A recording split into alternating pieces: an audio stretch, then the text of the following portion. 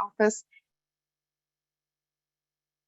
And Allison Brown, who's a facilitator in our office, and will be doing a good job tonight of both kind of managing the chat, the online traffic, and then also kind of keeping us on task in terms of the time. So she'll be the sort of time warden for us tonight. So like I said, we have a kind of jam-packed agenda. We'll go through, kind of revisit, sort of onboard, if you will, some of you, as I understand some of you weren't able to be with us last time. So we will kind of do a quick recap. Since there's just a few of us on the line, maybe it wouldn't be a bad idea to just go through again for some of you that are new to this. Just kind of go through and do some quick introductions. So tell us your name and how you're associated with the school district. Are you a parent? What schools do your children attend? That kind of thing. So I'm going to call on Suzanne. Yeah, hi, good evening. I'm Suzanne Duffner. I'm the Community and Economic Development Director for the City of Monmouth. So I work real closely with planning and development issues there, kind of the intersection with the school district, among other things. So thanks for having me here. Many hats. Cindy. Hi, I'm Cindy Mathis. I am the OSCA union member, president for this district. And I'm cafeteria manager is my job down at Talmadge. So okay. Brian. Brian's not here. Hi, Brian Weatherly, facilities manager for Central School District. Okay. Nicole. It says Nicole. Yeah, I think it says Nicole. Hi, Nicole, Principal of Independence Elementary School. Okay. Marty. Hi, everybody. I'm Marty Wine. I'm the city manager for City of Monmouth, and I just I missed the first meeting. I'm sorry for that, but I'm excited to get connected to this long-range planning effort. Oh, thank you. Thanks for joining us. Keith. Hi, sorry, my camera's kind of on the quick slide. I don't know what's going on with it. I'm a parent from kids both in Central High School and also Ash Creek. Wonderful. Andrea. My name is Andrea Van Heeswick, and I am the branch director for the Monmouth Independence YMCA. Steve. I'm Steve Love on the school board and have had 2 kids that have come through the Central School District. Monica. I'm Monica Rodriguez, and I'm with Central School. And Brian Flannery. Brian Flannery, Director of Human Resources for Central. And then remind me who's joining us via phone. Julie Heilman, but Julie I'm not sure she's on the phone. Yeah. Okay. So and then Cease, last certainly but not least, our co-shepherds here, Cease and Emily. So Cease. Cease Kuntz. I am the Director of Finance and Operations for the school district in this capacity. Wearing that particular hat today. Yeah. Emily. It's my city manager and my Community and Economic Development Director here. We were just on a call talking about all the great things about Monmouth just yesterday. Emily. My name's Emily, and I'm the communications coordinator for the district. And you will see, it sounds like Jen's going to pop on. Jen Kubica, the superintendent, and she may be on her phone, right, Cease? Okay, so if Elisa, if you will get us back to our presentation. Thank you. Do you see it now? I do. Okay, good. So again, thank you everybody and welcome.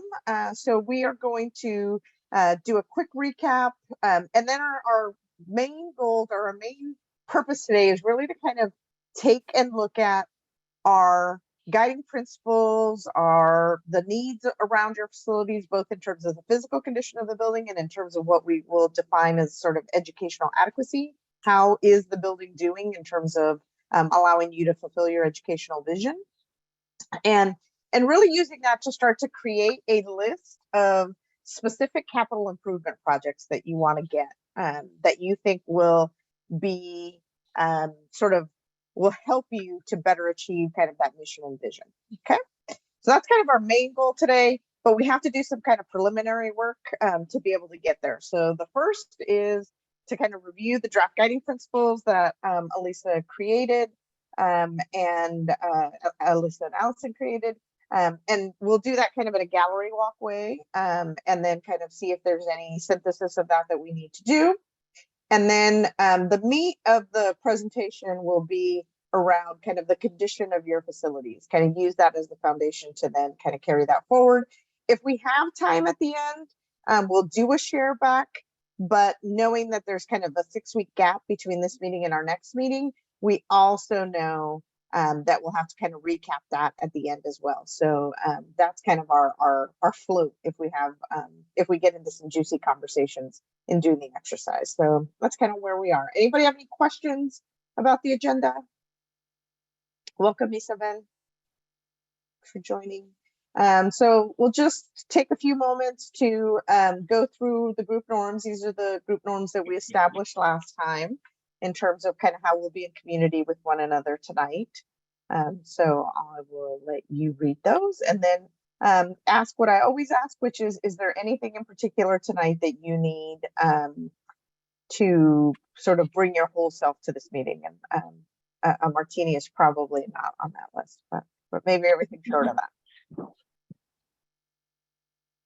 that. Quick question, what is the goal of the group for this planning meeting? Yeah, thanks, Keith. Thank you for providing that. So the goal of this group is to kind of, again, review all of the pieces that we'll be putting in front of you. So whether it's a facilities condition index, there'll be information around kind of capacity and kind of enrollment. There'll be information around kind of what you want to accomplish with your facilities. That's the guiding principle work that we started at the last meeting that we'll be confirming today.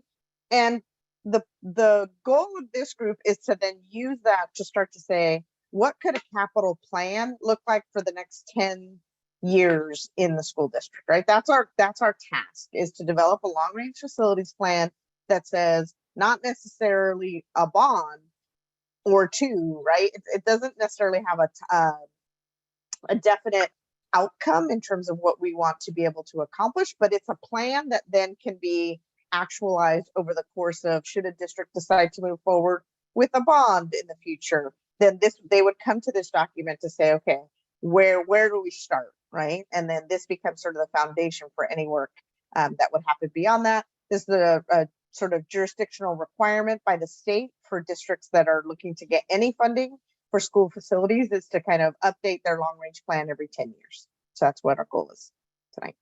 Thank you, Karina. Okay, anybody, after having read these, you need anything in particular to be in community with us this evening? Hey, Karina, I'm actually, so Steve, I'm mobile and I'm going to have to drop for a few minutes, but I will rejoin as quick as I can. Sure. And I am actually not at home, so my internet might get a little splotchy too.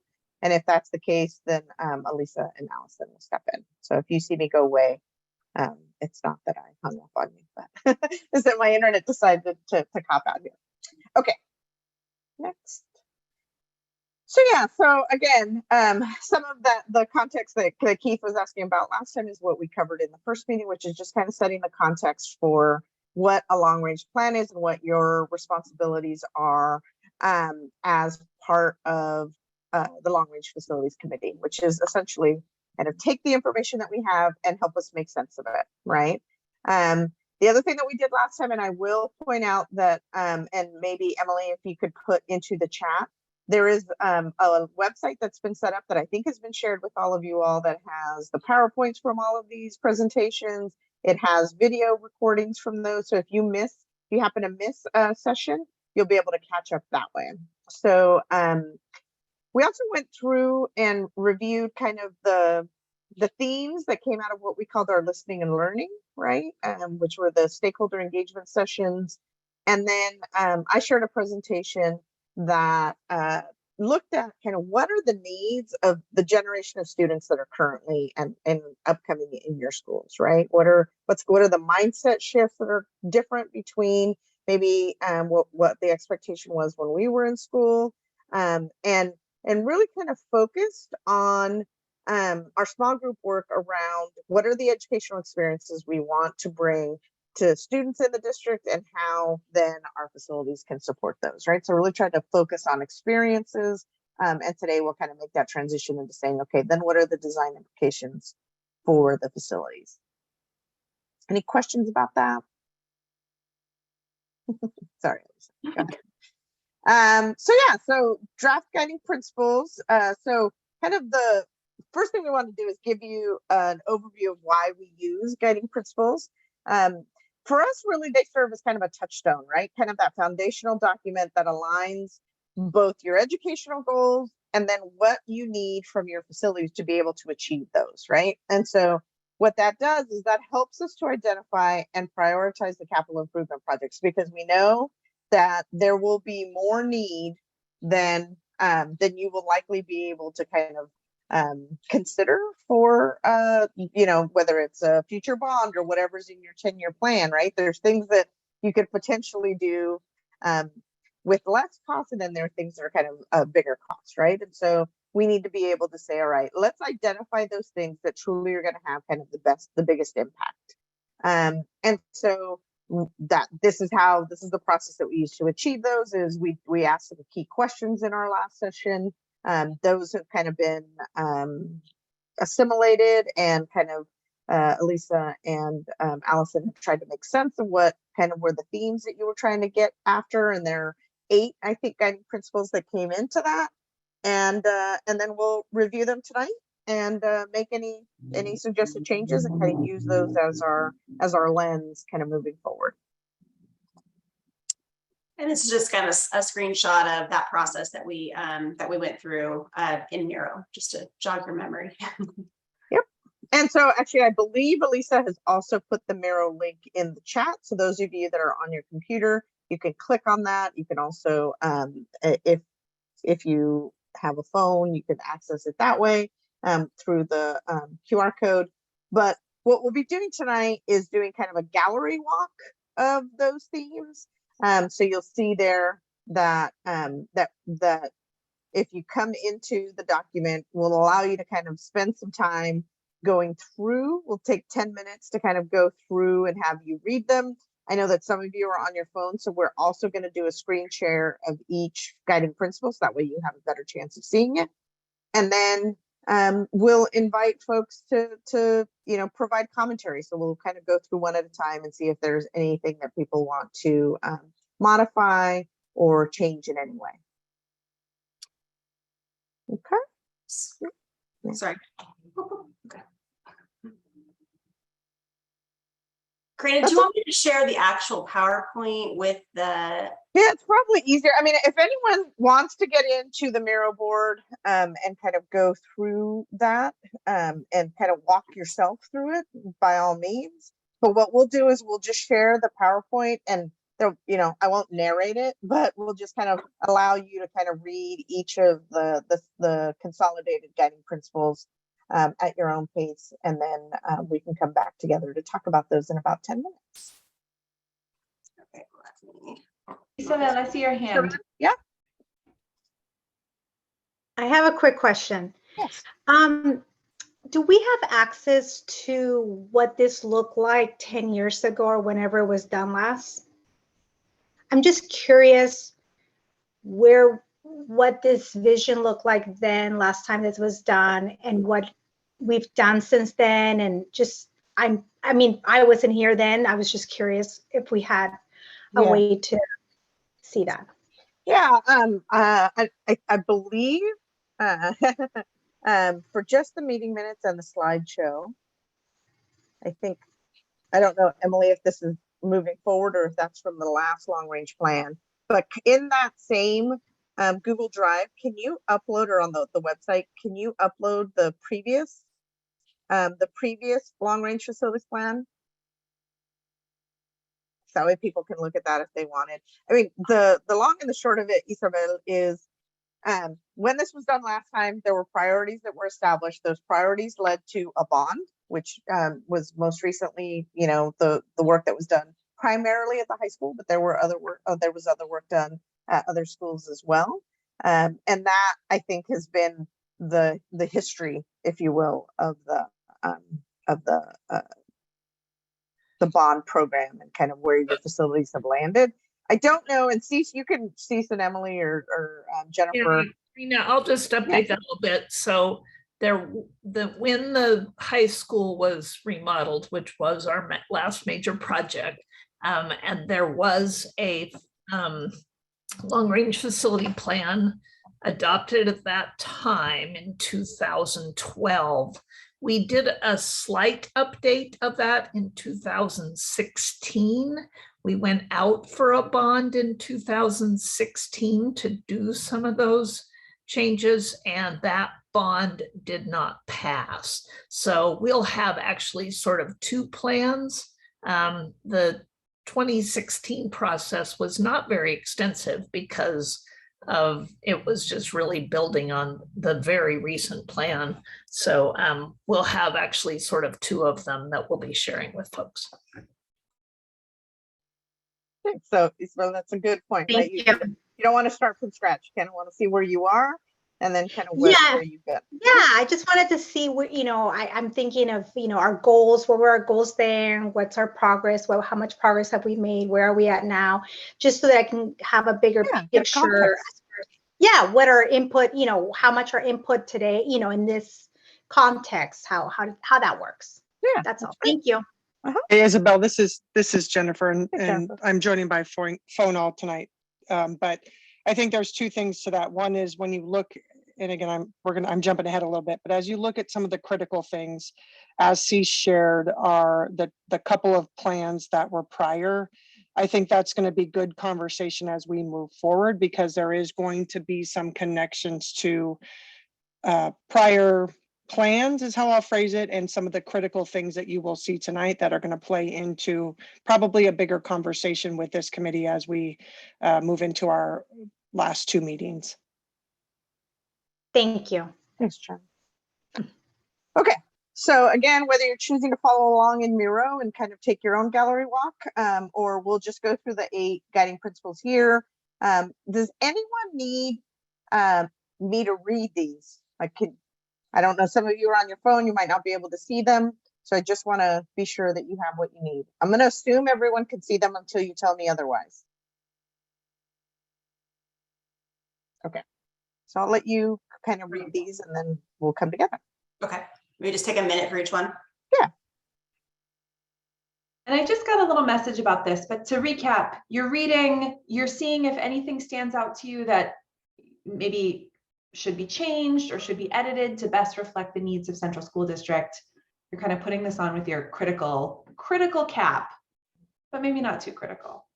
We're not trying to wordsmith, but we are trying to ensure that we have all of the key points covered.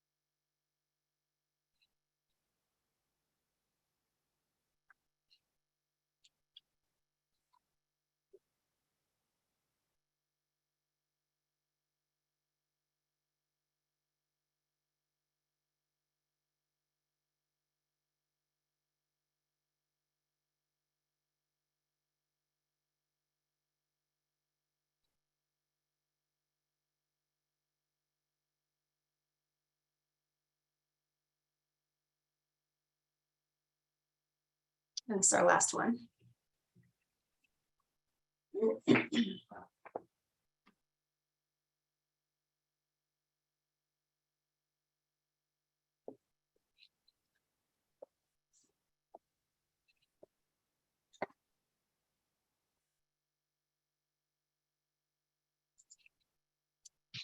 So maybe I will move over to Miro. Yeah, I think that's a good idea. So what we want to do now is just spend some time. And again, if you want to access this directly yourself in Miro, by all means, you can go in and click in any of the sticky notes and provide your commentary. But for now, we'll kind of just do this as a group. So if we think about guiding principle number 1, right, that we're recognizing that we are kind of at a watershed moment in what we're trying to do for educational delivery.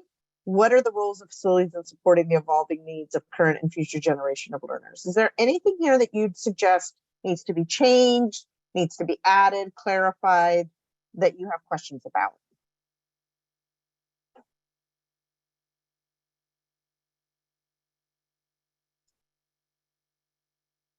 And the answer to that can be no. So I'm not looking for people to tell us that these are all wrong, but we also want to provide an opportunity for people to modify them should you want to.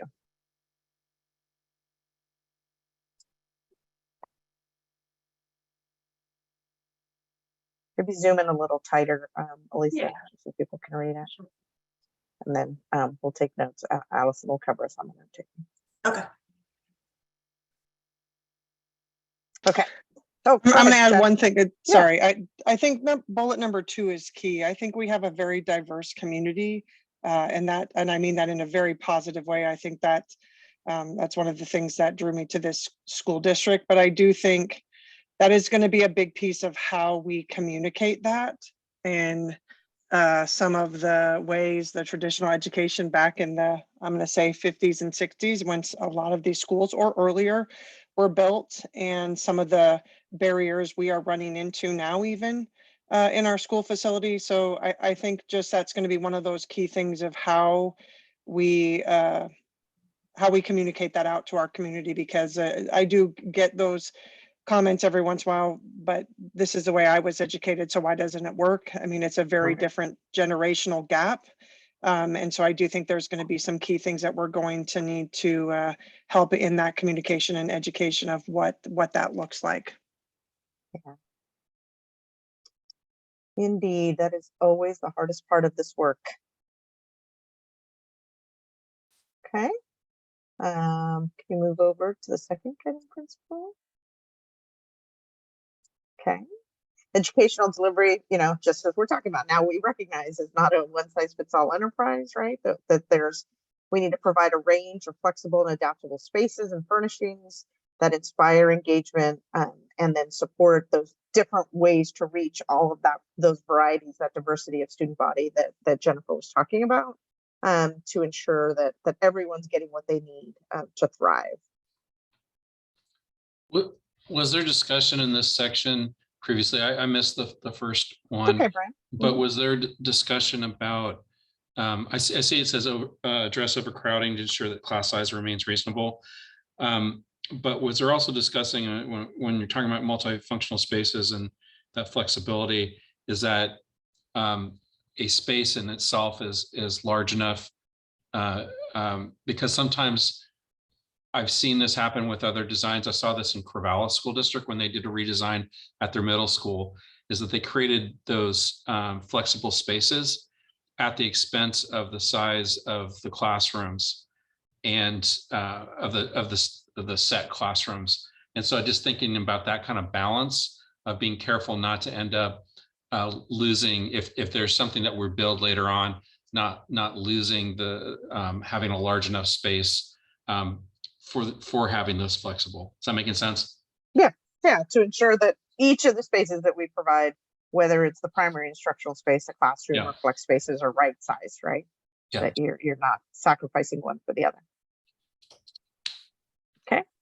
Thank you. Does this include multiple facilities? Because I know we had elementary schools closed down in the cities, or is it just specific to specific classrooms, or what is this? No, it's the entire facility, right? So yeah, so part of this will be ensuring that in order for class sizes to remain reasonable, that means that then you have to have the capacity across your system so that all of your buildings can meet the needs of the enrollment, the projected enrollment for that school.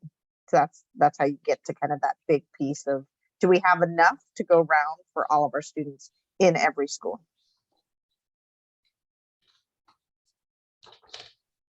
Okay, next. Position students for success. Again, we know that students today kind of want and need more agency and autonomy. And we want them to develop a set of problem-solving skills through things that they can see, touch, feel, and do on their own, right? Whether you're at the elementary level or you're at the high school level. So that idea that that we need to ensure that we're providing spaces for students to find relevance in interacting with the work that they're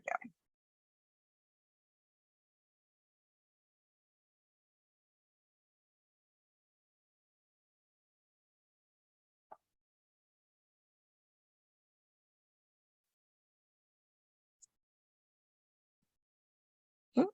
Okay, moving on.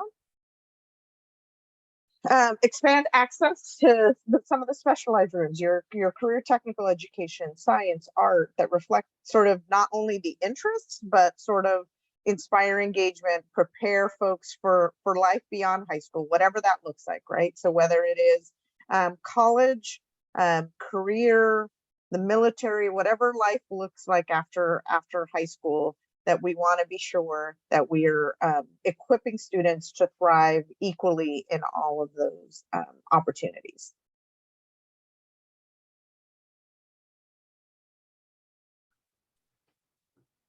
I think the statement is great, but it's kind of hard to see where the vision is of like, what are you guys planning to do? Let's say, like you said, like maybe engineering, let's say, if I look at the picture, they're like, oh, hey, they may be working on the shop to maybe learn about how to do car mechanics. Are there specific things that we're looking to invest in, or just in general, this is just a general statement? Yeah, I think because again, in our long range, we're not going to get into specific programming of spaces, like what CTE fields you're going to have, because that is what you would do should you choose to pass a future bond, because you would want to do it at that time, right? What I think the district's mission is, the educational mission as it relates to career technical education, is that you want to provide access to students to get high wage, high demand jobs, and give them access to be able to do that in that way, right? And I would also say that, Go ahead. Go ahead. No, I would also say that, and this is Jennifer, that's also tied to our strategic plan. When we went out to the community and our students and our staff, it was very clear that they wanted to continue to expand CTE. I think the high school continues to gather information from students and the community on what are those jobs, obviously looking and working with partners, not only locally, but regionally, of what are those industries that we need to prepare our students for. And you know, when I came here, we had 3 pathways in CTE. We are building into 8. Doesn't mean that all 8 are completely built out. I want to be very clear about that, where some of those are in beginning stages.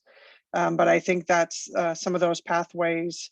And then how do we build that back down into Talmadge in an exploratory way? And I'll even say further, even into the elementaries. I think there are ways you can give students access to potential careers. And again, a 3rd grader isn't going to pick their career, but putting them in a space of science or art where they may have an opportunity to learn something where they are going to catch on to, and that's going to help them move forward. I think those are some of the pieces. We just want to develop those pathways for students to have those opportunities to be able to figure out, okay, which one of these might be an area that I could see myself in the future. And this one will be tied to, you know, another principle around flexibility, right? Because what we also know is that what we predict today are going to be your desired and designated CTE fields are going to change over the course of the long range plan, right? And so you want to kind of build in that you have enough of them, so that way you can ensure that you're accessing them and that you have enough of the same type, right? So not necessarily designed around a particular pathway, but you know, there are different types of CTE. There's kind of the big kind of shop type spaces, and then there are ones that are more kind of lower acuity, meaning, more in a traditional classroom, maybe of different sizes, but can be delivered without having all the bells and whistles, right? And so you want to be sure you have enough access to that. And again, be sure you're pushing that down across all levels.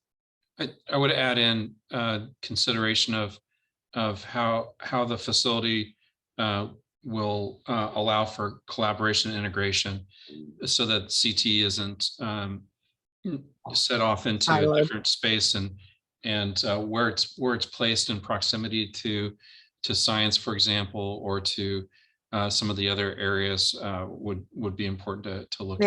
Yeah, that's a good point, Brian. Okay. Next one, Elisa. All right, we're halfway there. So again, we want to ensure that students find relevance, find engagement, and that you really are centering folks. You, as Jennifer talked about earlier, you have a rich diversity in your school district, cultural, ethnic, racial, gender spectrum, all of those things. And so you want to ensure that parents of all cultural backgrounds and identities are actively engaged and invited to participate in their child's education.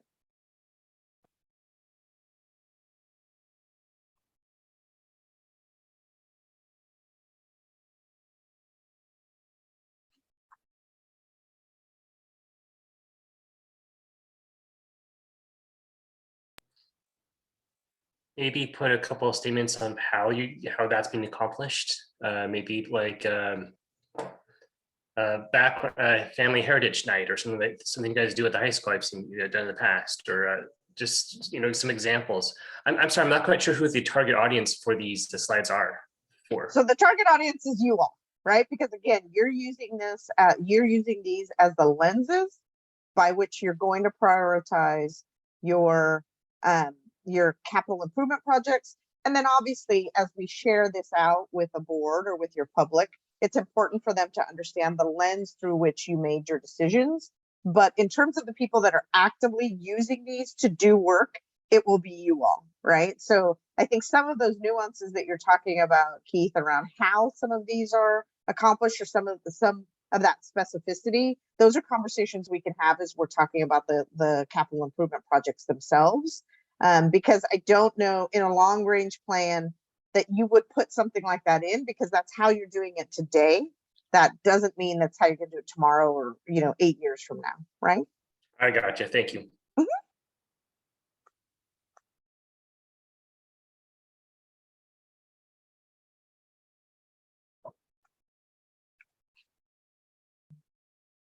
So again, this was a big topic of conversation last time, that you want to ensure that you have equal and equitable access to all of your facilities, right?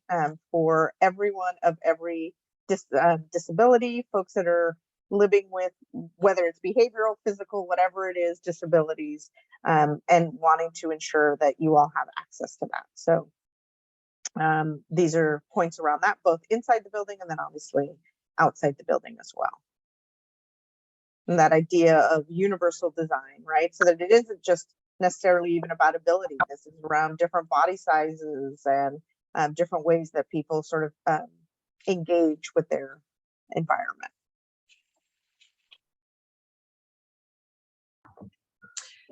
I have a question, and it's not specifically related to this guiding principle, but because the word sites is in the principle, it occurred to me that I wanted to ask about the locations of our current facilities, and whether through the long range planning process, we're considering, when I think about access, I also think about how hard or easy is it for our families as our communities grow, and as people move, and as and where folks are going to be, having kids who are going to schools, are the locations where our current schools are serving us, and is there openness through this plan to be thinking about other locations, or are we considering the existing locations and evaluating the existing locations because those have context with the community and with who's going to those schools. And again, how hard or easy is it to be able to just, you know, physically get to those places and where folks are living. So just curious about the context of that context for this plan. If it's, and again, like I missed the first meeting, so I don't know how we're thinking about current locations, but maybe share with me how we should be thinking about that. Yeah, I mean, I would say that one of the critical components of a long range plan is to do that, right? Is to kind of take a stock of all the property in the district, where you're seeing, and then kind of tie that to capacity and need of access, right? So we will certainly be doing that. I'm thinking, and having looked at all the guiding principles, that lens is actually not in this one, that it's actually a missing lens. So that may be a ninth guiding principle that we want to create around ensure that, you know, just you're saying the locations of school, of their school facilities are able to provide that ease of access, the desire for students to feel like it's part of their neighborhood and to create that sense of connection. So we may want to, I can see Allison is quickly typing away. At trying to ensure that we kind of have something like that covered, Marty. And in terms of, again, because this isn't a commitment to go out and, you know, raise money to fund all of these, I think the goal is to look at and say, over the course of the next 10 years, is this something that we want to invest money in analyzing, right? So do we need to go in and look at what, as part of this plan, you'll go in and you'll look at where development is coming in. You'll go in and say, are there other properties that are potentially being underutilized that we want to leverage as a school facility, things of that nature. So you need to look at both property and then also kind of how you would potentially reallocate some of the spaces that you have to get to that point, Marty. And I don't know, Jen, or yeah. Well, Jen. and I'll just add a couple pieces. You know, Marty, as you say that, I mean, everybody knows if you've ever been on the street as you go into both Talmadge and Central and Ash Creek, that can be very difficult at times. And so I think those conversations about, okay, where is flow? You look at safety and security, right? When that's going to always become a big conversation. We want welcoming environments, but at the same time, we need to balance that safety and security. So how and where we place schools, or how and where schools are placed now, is that the best, again, both from ease of access, you know, what is there for the students to have on a daily basis, as well as just that bigger picture of what we're trying to accomplish. And I would say not only in the school district, but, you know, the bigger conversations we're having across our community and how we support that. Obviously, our K-12 education is a big part of that. So I do think that becomes, and maybe that does need to become another guiding area to talk through, for sure. I mean, I don't know that was in our conversations of the brainstorm, but I do think it brings up a valid point. Yeah, because that one has very different design implications than this one would, right? Both in terms of process and in terms of outcomes. So yeah, I think that'll round us out at 9.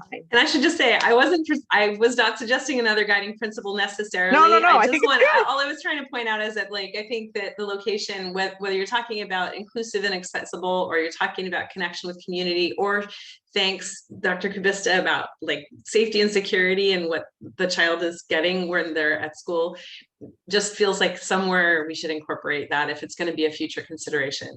For sure. Okay. Leverage local partnerships to expand access to offsite facilities, right? This is the taking kids out and bringing folks in, right? So the idea that school doesn't end at the sidewalk, right? And so wanting to ensure that kids have access to all of those opportunities, both in terms of the career technical education, but in terms of exploration writ large, right? Science, the humanities, all of those.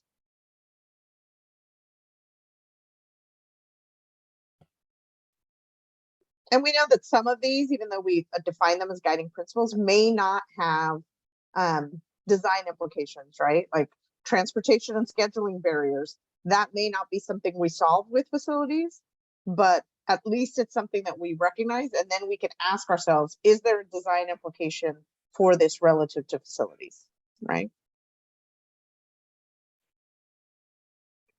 Okay, that on the last one. Nope. I would say probably could have been the first one. These weren't put in any particular order, but I know this is one that for every school district is the most important thing, right? Is that ensure that kids have an opportunity to be both, or not have an opportunity. Kids come to school and they are both physically and emotionally safe. And sometimes those things can feel at odds with one another. You know, we were talking earlier about kind of the balance between warm and welcoming and safe and secure. I am a believer that we have to provide both.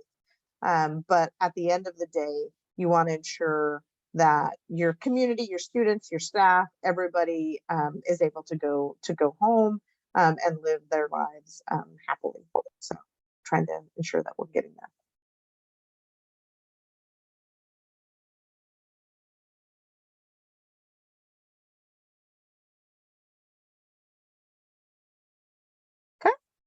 And then the last one, let's see how you captured that. Ensure that the location of facilities provides ease of access and a sense of connection with the community. I think that's exactly what you were saying, right, Marty? Okay. Anybody else? Is there anything else that you think we missed? Anything that you didn't see in a guiding principle, or that you want to question? You know, maybe again, do we need to add something either to an existing guiding principle or a new one in its entirety? Yes, Suzanne.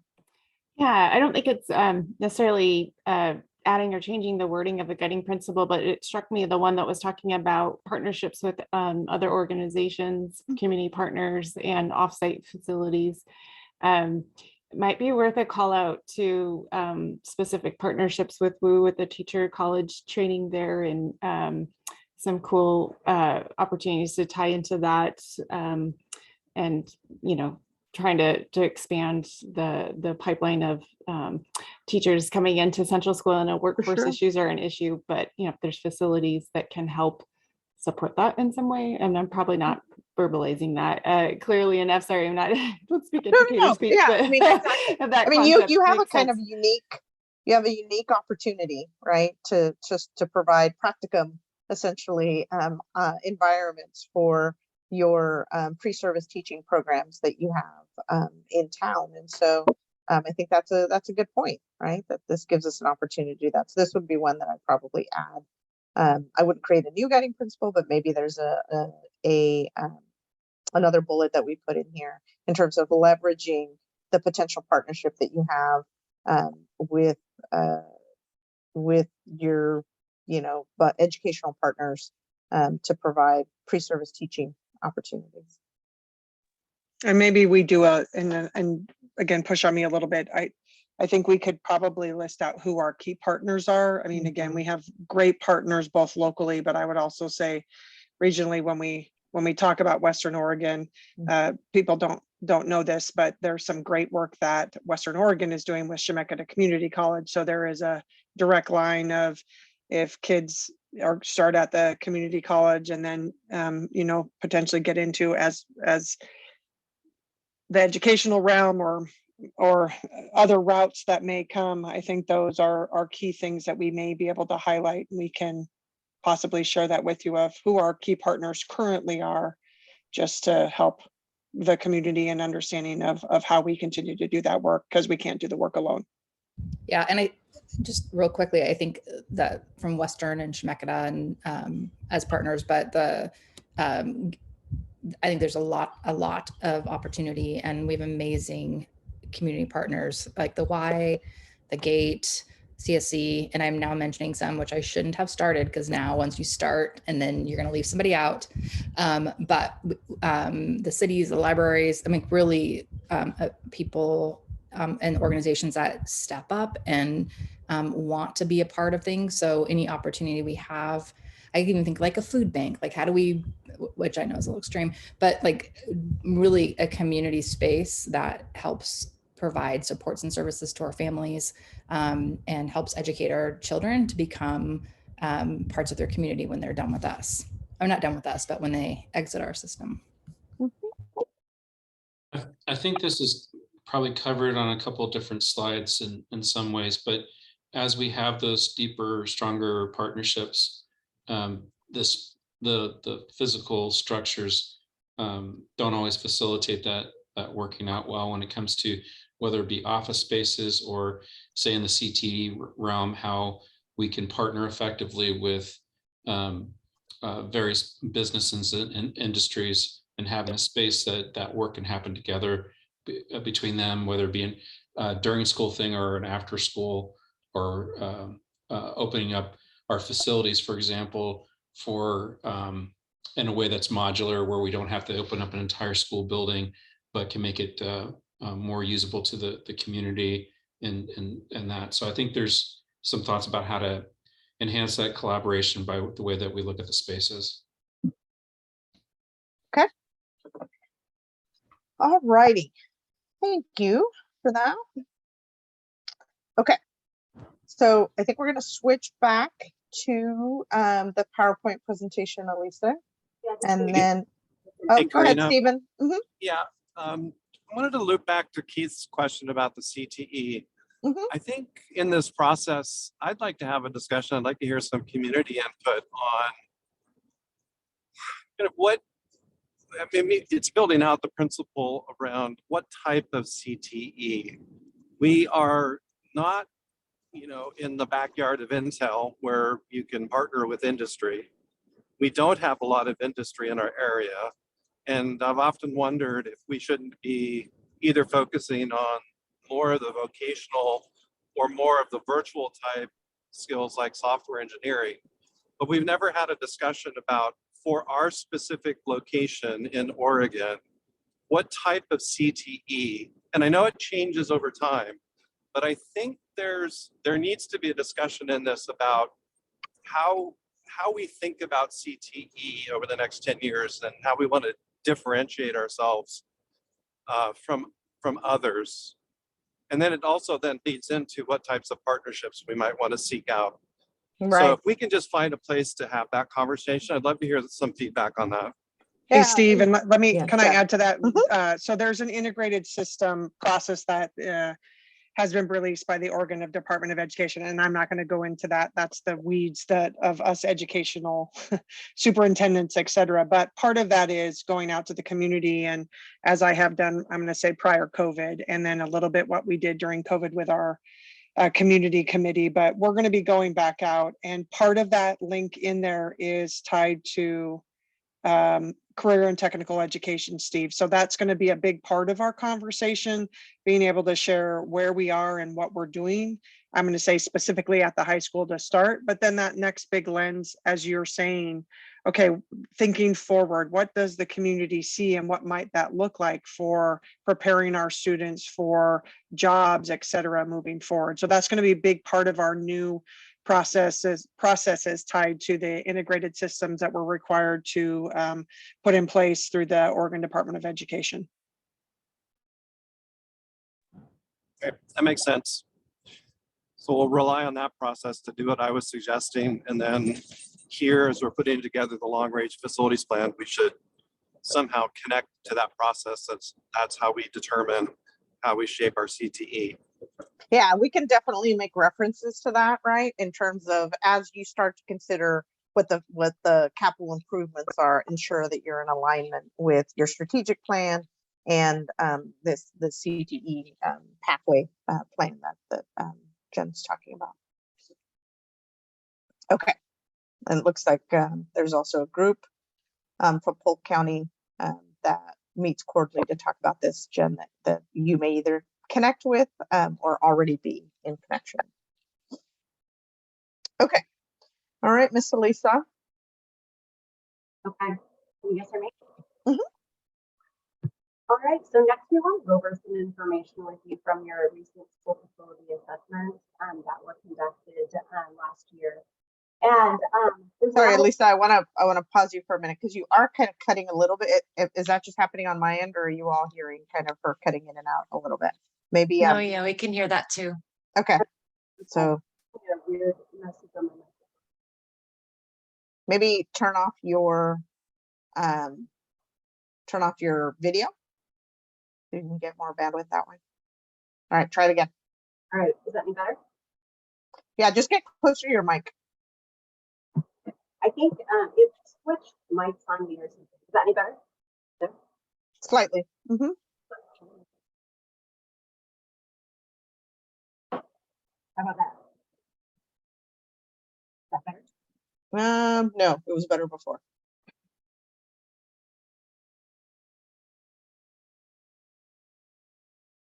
Okay, I'll just Here, I'll go ahead and get it started, and then maybe do you want to pop in a different like headphones or something, and then try it again, Elisa. Is that any- No, it's getting worse. Maybe call in to the call-in number. Okay, so I'll go ahead and get us started. And then when I see her pop in, so Emily, you might have to admit her through her phone line. But essentially, there was a facilities condition assessments that were done, and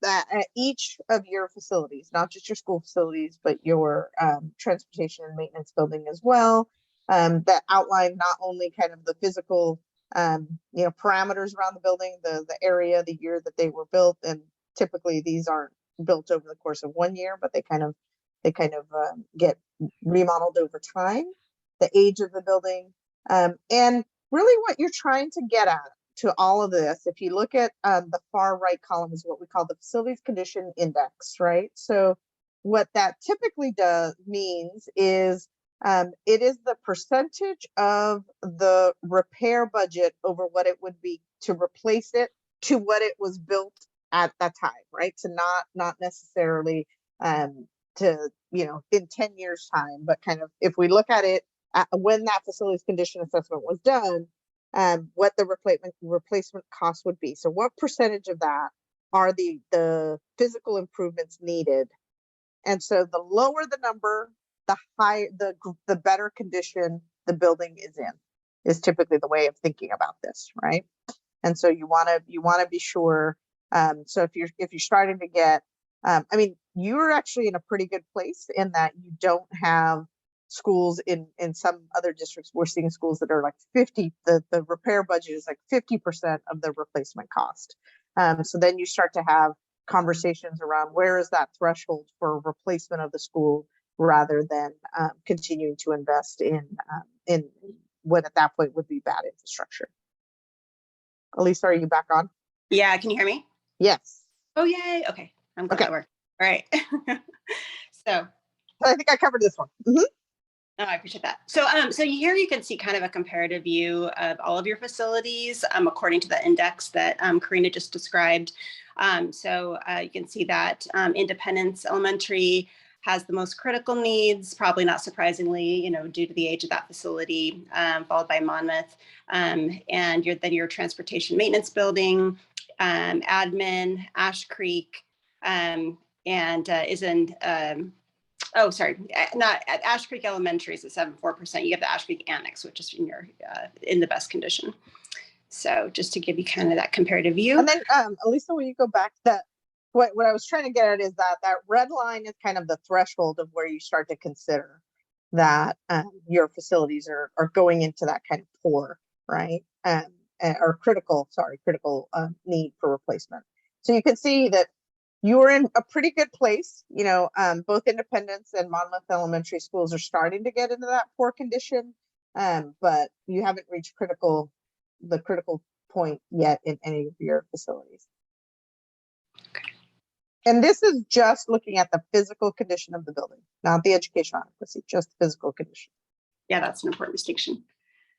So the facility condition assessments also had a structural analysis in terms of the seismic considerations for your campuses. And here is just kind of a high level overview of your buildings and their seismic risk in the event of a major seismic event. And so you can kind of get an idea of where your greatest needs are. Independence Elementary, the original building, is rated at very high risk, which is actually 100% chance of collapse in the event of a major seismic event. And then the Central High School has 2 structures, the alumni gym, that's the old gym, and then the welding classroom that are also in that category. There's some others that are in the high risk category, and then moderate, you can see there, and a few that are in the low. Okay. So again, these are just decision points or foundational information that then we can use to kind of align our facilities to what we want to create in terms of our vision against the guiding principles, right? Because this starts to speak to safety in a slightly different lens. Yes. Yes. So next, we want to go through each of the facilities and give you kind of a high-level overview of what was noted in both the building condition assessments and the educational adequacy assessments. So the building condition assessments, that was looking at the actual physical building and deficiencies, deferred maintenance, that sort of thing. The educational adequacy assessments, we went in, we actually we met with each principal, we talked to them about how well the facility is working from a teaching and learning standpoint toward the building and all of the spaces, and so we're able to get a pretty comprehensive view of how it's meeting your program needs. So I don't want to read everything here. There's so much information. So what we're going to do, I'm going to just call out just a few highlights from each school, and then we actually want to hear from you. I mean, you all are the experts on your buildings, and all of you have experience with them. So we'd like to hear from each of you just a few comments about the schools and things that you've noted in your experiences. So Ash Creek, as you know, it's your newest elementary school, and it has some minor things that need to be addressed in terms of building condition deficiencies, but mostly from an educational adequacy standpoint, it's really feeling the effects of overcrowding, and also some of the features aren't supporting program needs, such as, for example, there's a lack of STEAM spaces. There's also some considerations related to safety and security. There is a vestibule, but it isn't one that forces people to go through a main office as an intervening space. So it is still challenging for a receptionist to intervene, right, if there is an unauthorized visitor.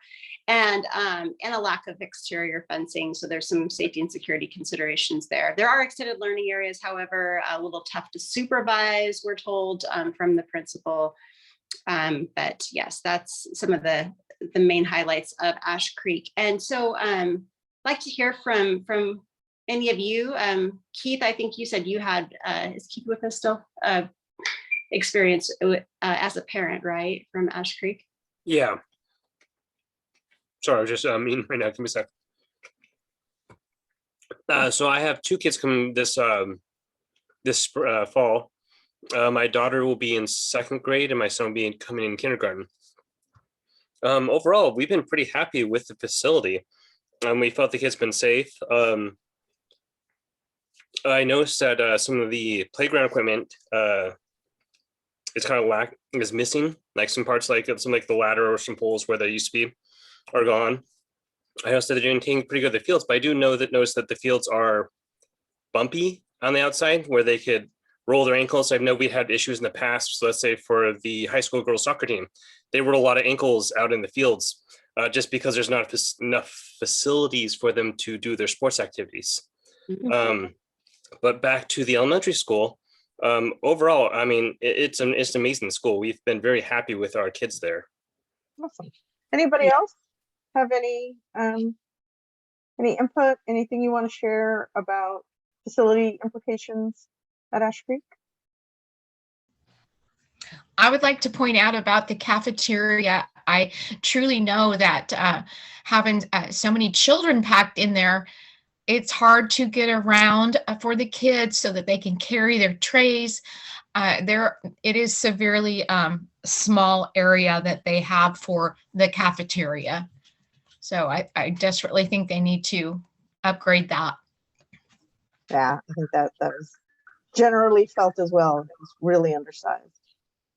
This is Brian. We've got, so we're reaching the lifespan of some of our HVAC components and equipment. The chiller will need probably replacing soon, and other various HVAC pieces of that.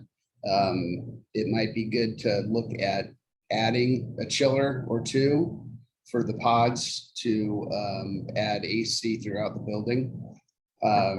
Floor work desperately needs to be done, especially in the halls. I mean, I know it's on there, but that needs to be addressed very soon. I'm going to be looking at getting somebody to give us kind of a quote, a ballpark figure on what it would take to do polished concrete in the hallways. Classrooms aren't so bad, but the hallways are really bad. Addressing, I think C sent out a thing about the playground parts. We're having a huge issue with playground parts district-wide. Its supply chains are horrible on that. I've had a request in for parts since October of last year, and we haven't seen any of that stuff yet. So we're still struggling with that. Okay, next one.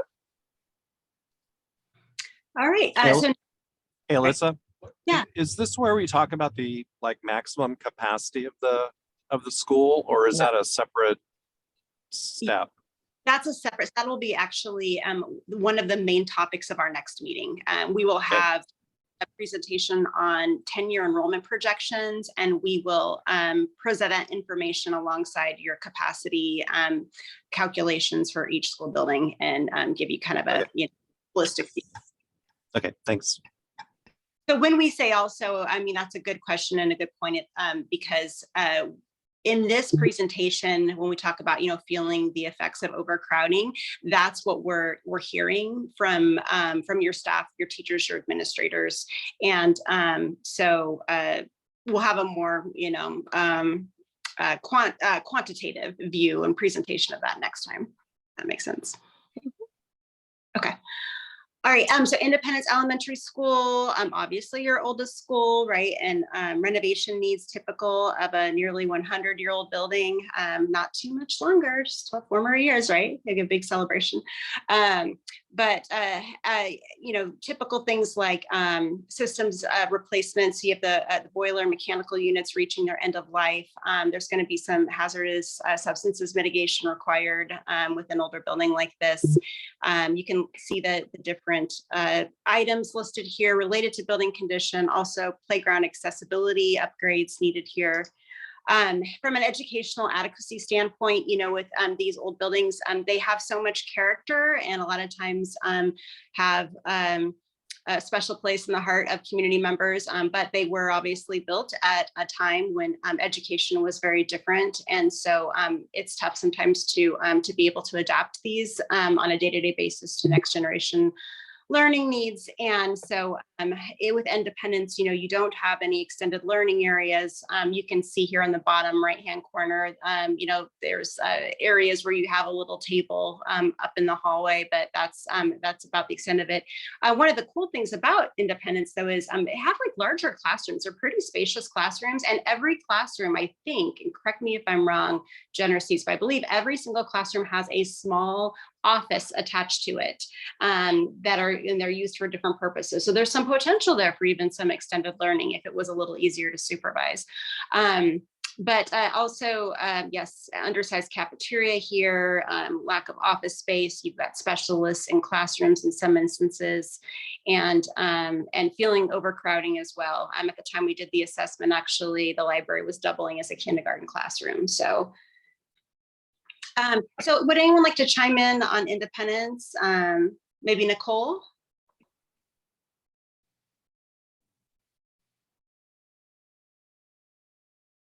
I can't feel my squares. So there. Here I am. I think this captured it pretty well.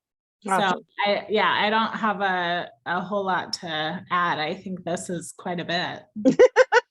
This is what happens when you get to a school that's almost that's reaching its century mark. So next. What those little are attached to the classroom? I mean, do you think, are they well utilized, or do you see potential there? I didn't hear that part. The offices? They have those little rooms attached to each classroom. Yes, some teachers use them as an office. Some of them are used as storage spaces, and then also like an assessment area for specialists or instructional assistants to assess students and just keep them in the classroom, because we don't have a whole lot of spaces to move out of the classroom to find a place to assess students. Mm-hmm. Great, thank you. I would also add on the social emotional side, and Nicole, correct me if I'm wrong, a lot of spaces where just kids need to take a break or just need a moment. That's a big part of what we do on the behavioral health side of things now. I think that's probably another big piece where these rooms are great, but I think the supervision, I mean, there's not windows where you can then see through to see the classroom. So there are some barriers. Again, huge classrooms, I agree with you 100%, but when this was built and the things that we are responsible for now in the 21st century are very different. Mm-hmm. Yeah, indeed. Absolutely. One thing I noticed last time I was in observing classes is the acoustics, because of the high ceilings and all the hard surfaces, the acoustics in those classrooms are really, I think, very difficult to manage. It's very echoey, and you can't hear across the room, so you can't hear the kids talk. And I've been touring the different buildings, and the newer buildings, they perform very differently from an acoustic standpoint. Sure. Yeah. Absolutely. Yeah, no, that's a good point. And another thing related to kind of environmental conditions, right, in the building and in the classrooms, the fact that there's no air conditioning, and there was feedback about, particularly upstairs, you know, it was really, really warm at times. Hot day, more and more lately. That's a consideration as well. Next one, Lisa. Oh, go ahead, Nicole. Just real quick, along with that, we have these enormous, beautiful windows. However, you can't open and close them as a teacher. You have to ask custodial, and they have to like stand on the shelves or get a ladder to close them or open them. So in the winter, the fall, once it's opened, it's open. And so it doesn't allow for flexibility for the teacher to help with the temperature in the building. Mm-hmm. Yes. Okay. So real quick, since there's no HVAC, does that mean there's no filtration system as well? I'm sorry, just because with COVID going on recently, that's been kind of a big issue for a lot of schools. Yeah, this is Seaside, can mention that we actually, in this same facilities assessment report, is actually an indoor air quality report, and IES actually has the best air exchange rates because of their HVAC, old antiquated HVAC system. Yeah, it's the ventilation part of it operates well. The conditioning of the space doesn't operate well. Yeah. Thank you for answering that. Mm-hmm. Right, next, Alicia. Okay, so Monmouth, 70s era California style school, as we reference them a lot of times, where the classrooms are all accessed from the outside. So there's inherent security challenges with this type of design. I'm sure it will come to no surprise. Visitors can easily bypass the main office. You can see up in the upper left-hand corner here, there's your door to the main office right there. Really small. The picture below that is your main office with multiple workstations crammed into this really tiny room. And another school that's just impacted by overcrowding, extremely porous campus, very little exterior fencing. And again, lack of spaces to support STEAM at this facility. And because of, the fact that they don't have enclosed corridors. They don't even really have that option for kind of those spillover extended learning areas. There just aren't a lot of areas for them to use for extended learning unless they're going to go outside, and with inclement weather, that's not always a feasible option. Also have aging portables here. SPED classrooms are all in portables here. Yes, some concerns with Monmouth. I think this one, to get to the point that Jennifer was making, is also because of the overcrowding. So anytime a school is impacted by overcrowding, it is unfortunately, those sort of social emotional spaces, the spaces that aren't dedicated to large instruction, that get sacrificed, right? And so that's some of the things that you're seeing here, is the flex spaces, those wellness spaces for self-regulation. Those are spaces that are hard to come by at Monmouth. Yeah, absolutely. And also I should mention that this school has a cafe gymatorium, meaning like they are dining and doing PE all in one room, and that really inhibits the ability to schedule those activities. Okay. Anyone want to add anything about Monmouth? I just have one comment. When I was mentioning earlier on the guiding principles about the location of schools, I'm a relative newcomer to Monmouth and Independence and the district, and I thought about Monmouth first when I was talking about the location of the school, and it speaks to the fourth bullet from the bottom where it says traffic congestion is a major issue with one drive, access, and leave the site. So I know that we're talking about the facilities themselves, and yet where this school is located and the neighborhood that it's in and how people get in and out of it I guess I'm just echoing a comment that's probably already been made as part of that adequacy listing, that the site of this school is a challenge for a bunch of reasons. So yeah, and Mark, I heard that when I was there too, the frustration of a lot of neighbors over that traffic situation. Yeah, and the concern actually isn't always about traffic when we hear about it. It's also about safety for everybody, safety for folks who are circulating around the site. Whether there's adequate fire, whether our fire department can get to it if it needs to. Anyway, I don't want to belabor that, except I'm just mentioning it because we hear about it at the city as well. Thank you. Okay, move through these pretty quickly. Talmadge 60s era school, and there's some concerns about discrepancies between the older and newer buildings, and just kind of the two facility layout creates some security challenges as well.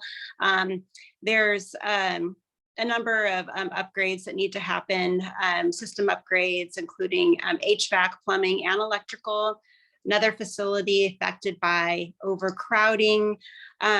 There's a lack of extended learning areas. The science labs are greatly deficient for a middle school. There's one true lab. It's kind of a double-sized lab that's actually shared by 2 science teachers, but the rest are in either general classrooms or one's in an old home ec room that's been repurposed.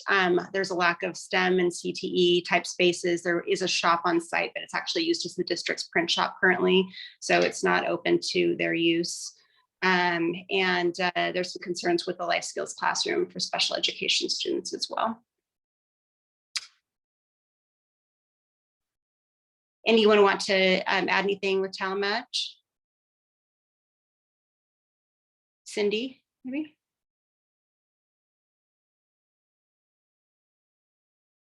No pressure. I don't know if Yeah, I'm sorry, I couldn't get to my mute button.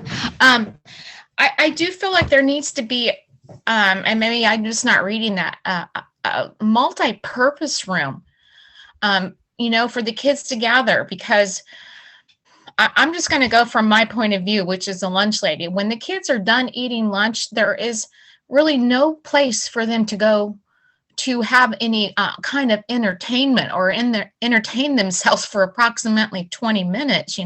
It's either outside when the weather is the right condition. So a multi-purpose room could be, an something that could be used by many different groups, classes, whatever. There needs to be a multi-purpose room that fits a lot of people. Thank you, Cindy.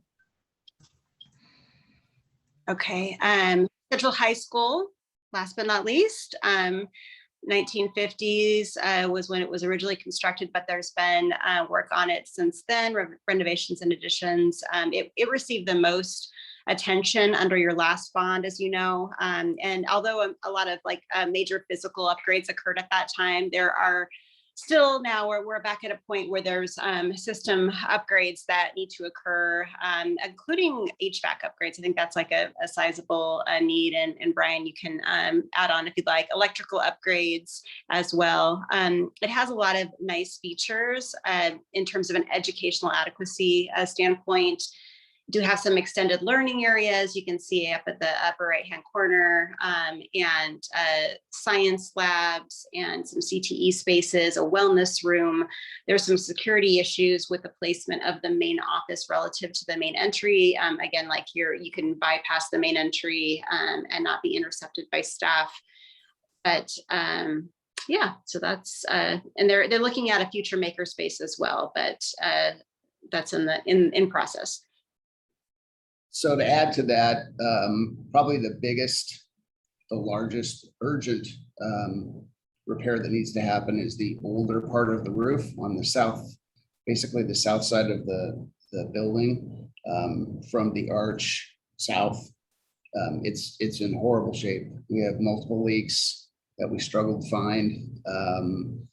The roof over the shop area is bad as well.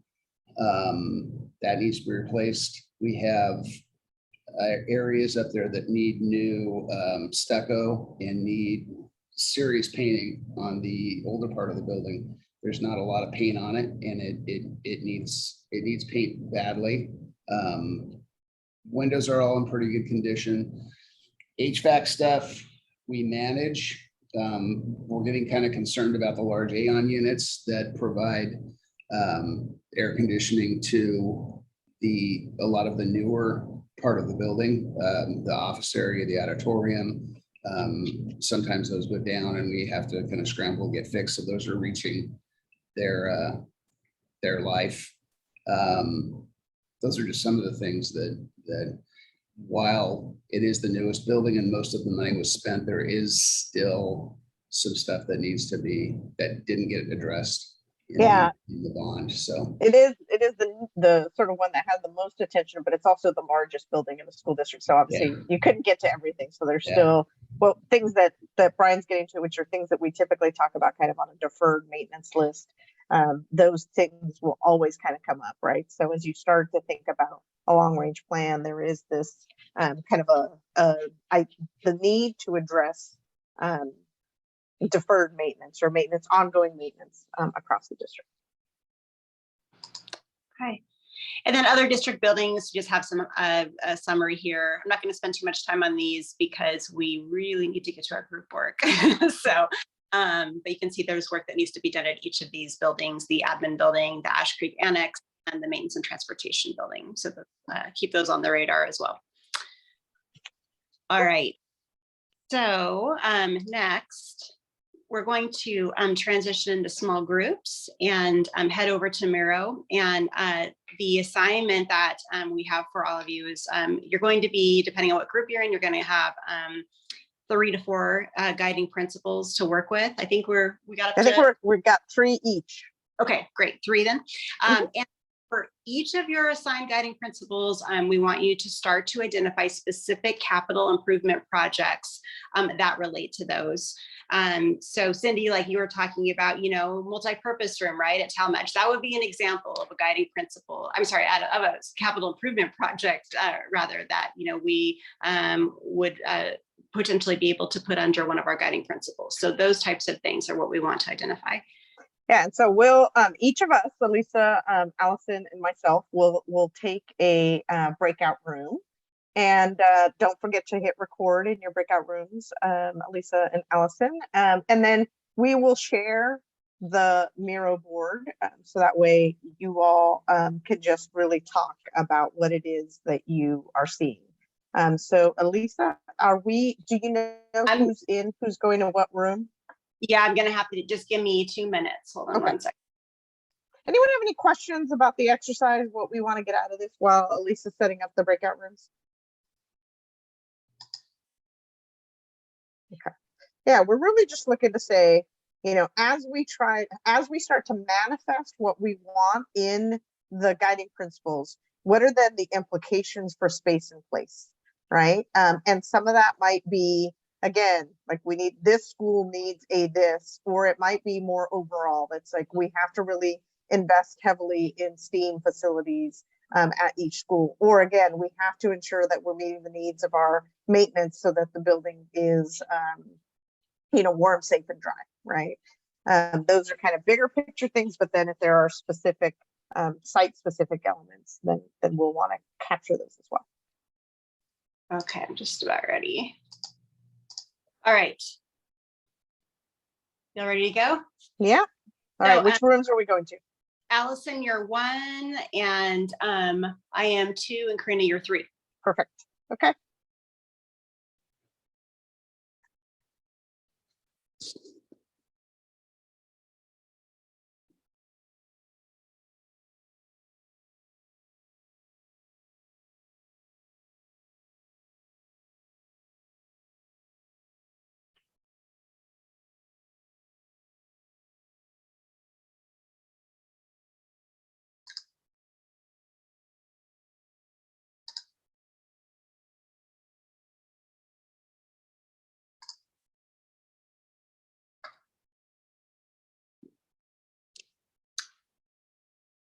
Okay.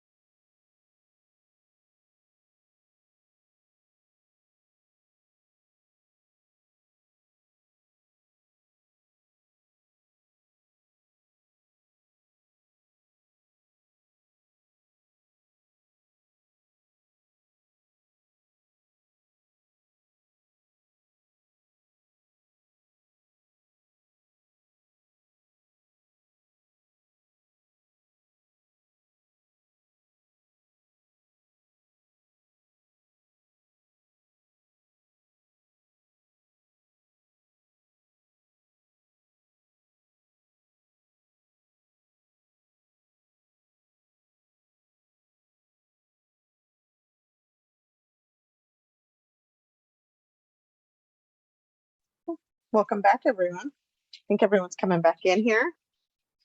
I got Allison and I've got Lisa, which means all three rooms are back. Well, thank you so much, everybody. We've only got about 5 minutes left tonight, so I think we'll probably skip our recap only because we'll have to kind of wrap up and introduce people next time around to kind of what came out of this, and that will kind of prove to be kind of the starting point for us. But at least in the rooms, the room that I was in, we had some great conversation about kind of the implications across the guiding principles, but certainly focusing on the ones that we had that were not just specific to a school, but really kind of taking a big picture too around, do we need to really think differently about some of our school sites? Elisa or Allison, is there any sort of big takeaways that you would share similar to that?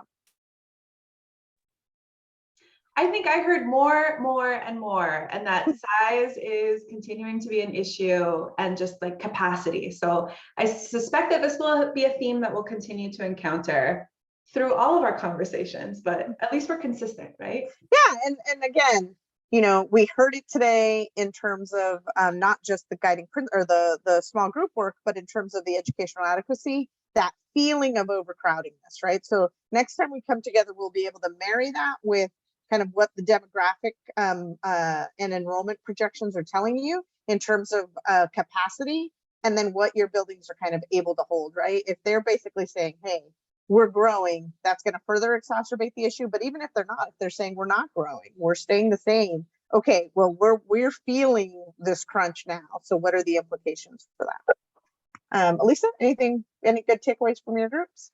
Oh, sorry, I'm having sound issues still. Can you hear me? You are. Okay. Okay. No, I think we're good because I think we're only hearing about every third word that you're saying. Okay. Well, thank you everyone for joining us. Hope you have a wonderful end of your summer. Since I think we will be meeting here in about 6 weeks time, so that also means that you get to have a great kickoff to your year, especially for those of you in buildings. Thank you so much for everything you do, and enjoy first day of school. All right, everyone, be well. Bye. We'll see you in September. Yeah. Thank you, everyone. Yeah. Mm-hmm.